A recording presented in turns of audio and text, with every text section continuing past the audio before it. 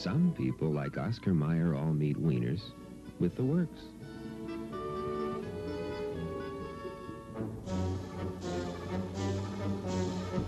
But thank heavens there's still room in this world for the purist.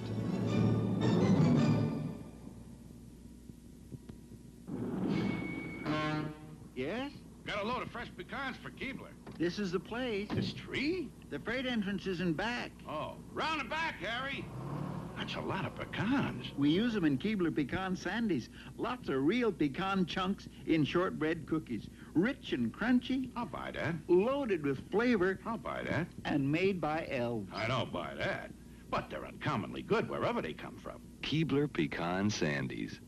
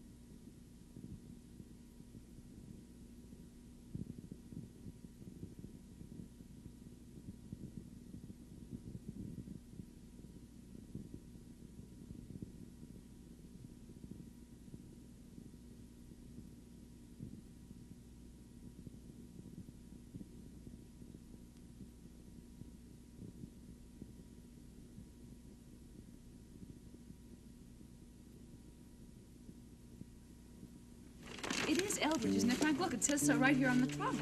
Mm-hmm. Yeah, it looks that way, but it could be another branch of the family. Listen to this. Salt, 1 pound, 12 shillings. Is there a date on that?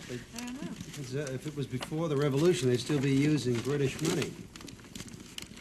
I can't figure out which is north and which is south on this thing. I don't recognize any of the place names either. This must have been some sort of an old ledger.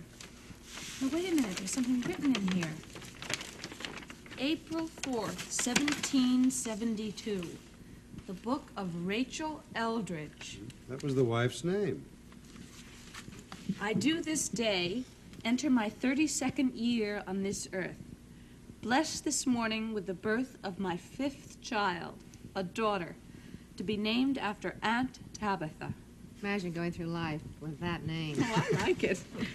But John says her hair is the color of tansy, and I suspicion that's what he will call her. See, Mayo showing his pigs, even then. Ethan, our eldest, is helping John plant an apple tree to celebrate the birth. Goodwife Crockett, who has knowledge of such things, says it will flourish best if placed near the barn. This barn? I don't know. There are lots of trees out there. Hey, wait a minute. You don't expect to find it now after 200 years? Well, it could be. The apple trees have been known to flourish 300 years. Yeah, it might be. Come on, let's go out and look. Wait a minute. I think I finally figured this thing out. Now, look. If that old stream out back is this right here. Frank, wait a minute, is it? say Eldridge's farm? It sure does. This is going to be some story for the newspaper. Listen to this. It's Rachel's diary, another year. It looks like 1777. It's the Battle of Saratoga. A lot of British soldiers would have been around here. They have commandeered our house again, and once more myself and daughters Joanna and Tansy Well, looks like Tabitha didn't stick. have been forced to take shelter in the barn. This barn? Well, you don't expect the British officers to sleep on the ground when they could commandeer a wealthy farmer's house, do you? Go on, Susan. Unlike the previous officers who occupied our land, these are neither polite in bearing nor gentle in speech. They just lost the Battle of Saratoga, and they were good and sore about it. Listen to this. Noticing their too familiar attentions to daughter Joanna, I have given us this day's task to clean the pig pen, though it be out of season and disturb the sow mightily. However, at the completion of our labors, their interest in Joanna drops severely. I can imagine. I'll bet.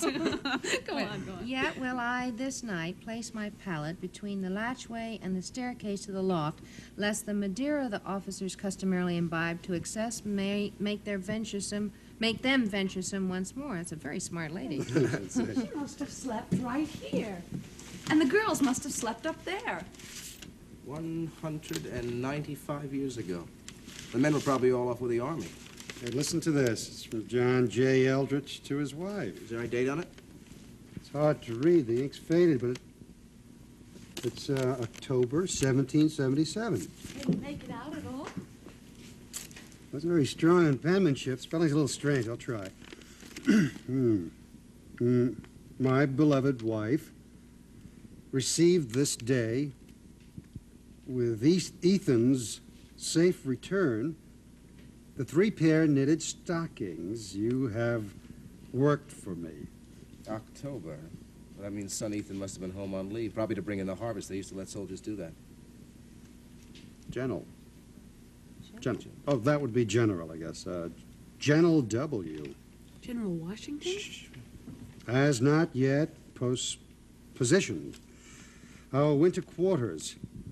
It needs to be someplace encompassing the British who now hold Philadelphia, yet not too far to lose us the ground we have won at Brandywine. I pray we may have a gentle winter, but I am too long a farmer not to observe signs to the contrary. The small field creatures are already growing thick coats. Would God our men could do the same. Well, you know where they spent the winter, Valley Forge. But he did live, didn't he? I mean, he came back and joined his wife, Rachel. Sure, he came back. Suppose the family property got divided. Well, the children married, and then their children, and the family name. We're back! Hey, what is this, a party? Guess what? We discovered this trunk. It's incredible. You are probably standing on a historic site. What are you all talking about? Have you ever heard of a very famous Revolutionary War hero, General John J. Eldridge? He and his family lived around here. In fact, some of the time right in this barn. Eldridge? Mm-hmm. They also had a daughter by the same name as yours, Joanna. That's funny. Well, it's not an uncommon name, not even then. I mean, Eldridge. That was my mother's maiden name. It was? Is your family from around here? My mother's side was. She said they used to be farm people. I was named after my grandmother, Joanna. Joanna Eldridge. I think that's too close to be a coincidence. What are you talking about? Well, Joanna, it's beginning to sound as though you may have more right to this barn than I do.